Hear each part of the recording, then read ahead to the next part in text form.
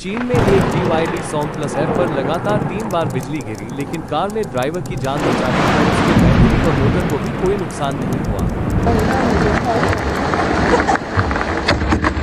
哇，有点差哦。 क्या आप भी मानते हैं कि तूफान में कार ही सबसे सुरक्षित जगह है? तकनीकी प्रगति की दुनिया में ऐसे क्षण आते हैं जो केवल इंजीनियरिंग की ताकत ही नहीं दिखाते, बल्कि मानवता को ये भरोसा भी दिलाते हैं कि नवाचार वास्तव में जीवन की रक्षा कर सकता है। ऐसा ही एक असाधारण क्षण हाल ही में चीन में सामने आया, जब एक BYD Song+ इलेक्ट्रिक वाहन पर एक नहीं बल्कि लगातार 3 बार बिजली गिरी। सामान्य परिस्थितियों में ये घटना भयावह और जानलेवा हो सकती थी, लेकिन इस कार के चालक को कोई भी चोट नहीं आई। और सबसे बड़ी बात, वाहन के महत्वपूर्ण हिस्से जैसे बैटरी और मोटर भी पूरी तरह सुरक्षित रहे।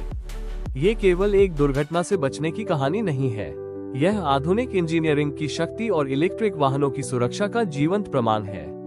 इस घटना को समझने के लिए हमें उस विज्ञान को जानना होगा जिसने यह संभव किया, और उस भरोसे को भी समझना होगा जो ये दुनिया के उपभोक्ताओं में जगाती है।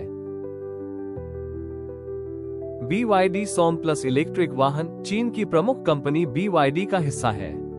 आज जब पूरी दुनिया ईंधन चालित कारों से इलेक्ट्रिक वाहनों की ओर बढ़ रही है, तब उपभोक्ताओं की सबसे बड़ी चिंता केवल प्रदर्शन और रेंज की नहीं बल्कि सुरक्षा की भी है। आलोचक अक्सर यह सवाल उठाते हैं कि जब इतनी भारी मात्रा में बैटरियां और इलेक्ट्रॉनिक सिस्टम एक गाड़ी में मौजूद हैं, तो क्या ये प्राकृतिक आपदाओं का सामना कर पाएंगे?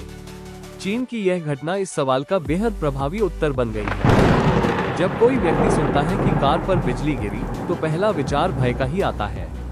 बिजली का एक ही झटका लाखों वोल्ट का हो सकता है और उसका तापमान सूरज की सतह से भी ज्यादा होता है। ऐसी ताकत का सामना करना किसी भी साधारण वस्तु के लिए लगभग असंभव लगता है, लेकिन यही विज्ञान ने काम किया। आधुनिक वाहनों का धातु का शरीर एक बंद ढांचा बनाता है जिसे फैराडे केज कहा जाता है। ये ढांचा बिजली की धाराओं को अपने चारों ओर फैला देता है और उन्हें भीतर प्रवेश नहीं करने देता। जब बिजली BYD Song+ पर गिरी, तो पूरा चार्ज वाहन की बाहरी सतह पर घूमकर सीधे जमीन में चला गया। न तो चालक को चोट आई और न ही कार के अंदर कोई खतरा पहुंचा। ये तथ्य और भी चौंकाने वाला तब हो जाता है जब हम जानते हैं कि ऐसा 3 बार हुआ। तीनों बार बिजली ने पूरी ताकत से वाहन को निशाना बनाया, लेकिन परिणाम एक ही रहा। चालक सुरक्षित और वाहन भी पूरी तरह कार्यशील। उस चालक के लिए यह अनुभव अविश्वसनीय और भयावह दोनों रहा होगा। सोचिए, एक व्यक्ति कार में बैठा है और अचानक तेज गड़गड़ाहट के साथ बिजली की चमक कार पर गिरती है। अंदर बैठा इंसान कांप उठेगा, लेकिन कुछ ही क्षण बाद उसे एहसास होगा कि कार ने ढाल की तरह उसकी रक्षा की है। यही वो क्षण है जो हमें याद दिलाता है कि इंजीनियरिंग का असली मकसद केवल मशीनें बनाना नहीं, बल्कि जीवन की सुरक्षा करना है।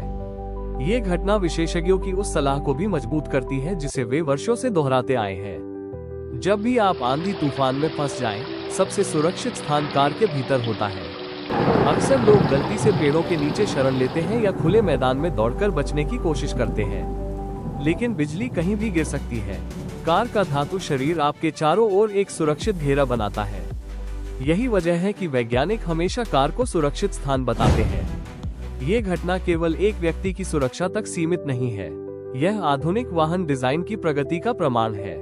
जब पूरी दुनिया इलेक्ट्रिक वाहनों की ओर बढ़ रही है, तो उपभोक्ताओं के मन में कई संदेह हैं। कभी कभी बैटरी से जुड़ी दुर्घटनाओं की खबरें लोगों को डराती हैं, लेकिन चीन की यह घटना एक सशक्त उदाहरण है कि इलेक्ट्रिक वाहन कितने सुरक्षित और भरोसेमंद हैं। BYD के लिए ये घटना उनके वाहनों की विश्वसनीयता का प्रतीक है, लेकिन पूरे ऑटोमोबाइल उद्योग के लिए यह एक संदेश है कि नवाचार केवल गति और दक्षता तक सीमित नहीं है। इसका सबसे महत्वपूर्ण उद्देश्य मानव जीवन की सुरक्षा है। ये कहानी हमें ये भी सिखाती है कि हमें इलेक्ट्रिक वाहनों को केवल तकनीकी प्रयोग के रूप में नहीं देखना चाहिए। वे मजबूत हैं, टिकाऊ हैं और सबसे कठिन परिस्थितियों में भी मानव जीवन की रक्षा करने में सक्षम है। उस चालक के लिए यह अनुभव जीवन भर की स्मृति बन गया होगा। जब वो अपनी कार से उतरा और महसूस किया कि 3 बार बिजली गिरने के बावजूद वो सुरक्षित है, तो ये किसी चमत्कार जैसा लगा होगा। लेकिन वास्तव में ये चमत्कार नहीं था, यह विज्ञान और इंजीनियरिंग का नतीजा था।